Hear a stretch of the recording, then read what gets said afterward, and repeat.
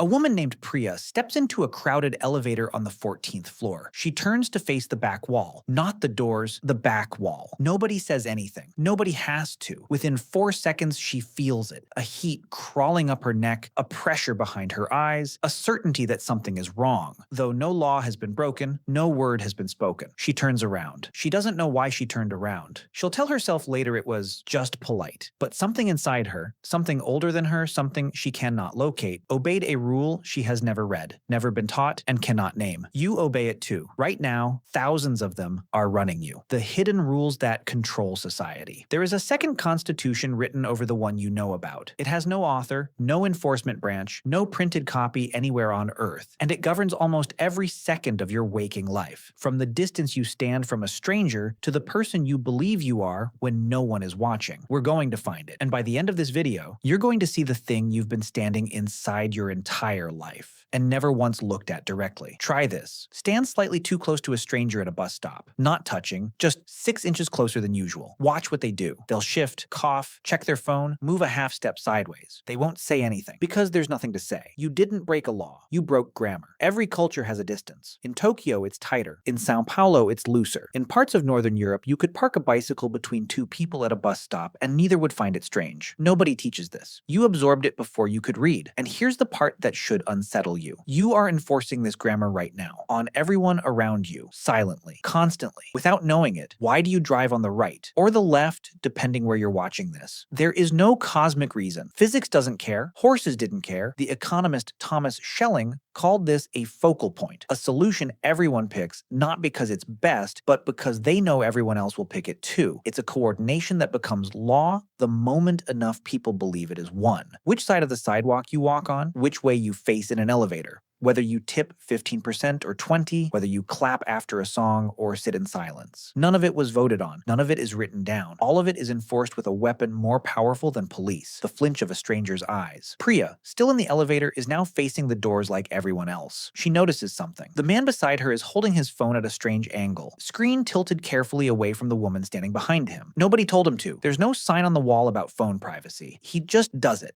Every adult in this small metal box is running the same invisible protocol, and each of them thinks it's just their personality. She thinks, who wrote this? Nobody wrote this. That's the terrifying part. Money is the currency you can see. Status is the one you can't. Every conversation you have is also a silent negotiation over who defers to whom. Who interrupts? Who laughs first? Who reaches for the check? Who apologizes when both people bump shoulders? Watch 2 people meeting for the first time. In the first 90 seconds, without either being aware, they will settle the question of rank. Voice pitch tends to drift downward in the one who's yielding. Eye contact lingers a beat longer in the one who's leading. You've done this today, probably a dozen times. You have never been taught the rules. You have never broken them. And this small negotiation happening in every conversation on Earth is only the surface. Underneath it lives something much bigger. 1951, Swarthmore College. A small room, fluorescent lights, 8 wooden chairs. A young man, call him Tom, walks in for what he's been told is a vision test. The other 7 students are already seated. What Tom does not know is they've all been told what to say. The experimenter, Solomon Asch, holds up 2 cards. On the first, a single vertical line. On the second, 3 lines, A, B, C. Which one matches? A child could do it. Line C, obviously. First student. Line A. Tom almost laughs. Line A is clearly wrong. Second, line A. Third, line A. Tom's palms start sweating. He looks at the cards again. His eyes are working fine. He can see. Fourth, line A. Fifth, line A. Sixth, line A. The 7th student turns and looks at him, waiting. Tom's mouth opens, and out comes line A. He knew. His eyes had told him, and still, his mouth chose the tribe over the truth. Across many trials, about a third of ordinary people denied what was directly in front of their own eyes, rather than stand alone in a room of 7 strangers. 7 strangers. Not a mob, not a gun, not a boss. 7 college kids in wooden chairs. The terrifying part isn't that people lied. It's that society doesn't need laws to make you obey. It only needs 7 strangers. That is the hidden constitution. Not written, not signed. Just enforced. One glance at a time, in every room you walk into. Here's what's strange about a fish. A fish does not know it is wet. Water is not a feature of the fish's world. It is the world. It has no edges, no contrast, nothing to compare it against. If you asked the fish to describe the water, it would describe the shape of a rock, the color of a plant, the shadow of a heron overhead, anything but the water itself. Most of the rules running your life are like this. You will never notice them. Not because they're hidden, but because there is no outside from which to see them, until you travel to a country where meals are eaten at different hours and suddenly hunger feels political. Until you move to a city where nobody says hello on the street, and you realize the greeting you took for kindness was actually a rule. Until you lose a job that structured your day and discover that morning was a decision, not a fact. Suddenly the water has an edge.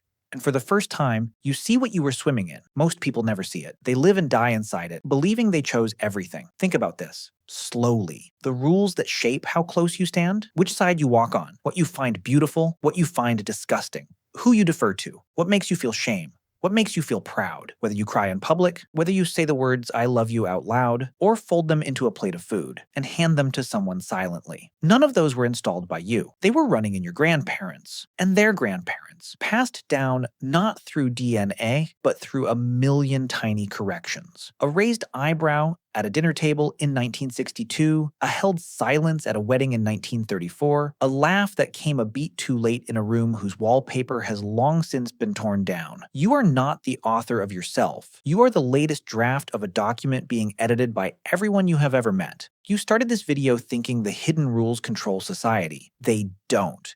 Society is just what the rules look like from the outside, the wide shot, the crowd from above, the queue at the coffee shop. From the inside, from where you're sitting right now, the hidden rules control something much smaller, much closer. They control the thing you call you. Priya in the elevator reaches her floor. The doors open. She steps out. She thinks she is walking toward her apartment. 7 strangers walk out with her.